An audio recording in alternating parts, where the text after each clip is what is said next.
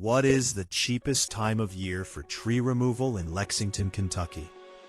Most tree crews are busiest in spring and summer, so prices tend to be higher then.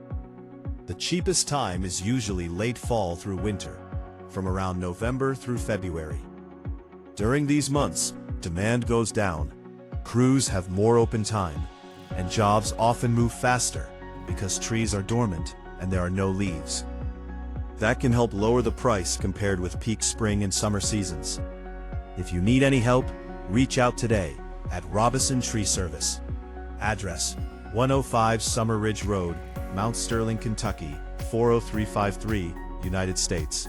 Phone number: 859-644-4874. Website: robisontreeservice.com. If this helped, like the video, share it with a neighbor, and subscribe for more local home and yard tips. Thanks for watching.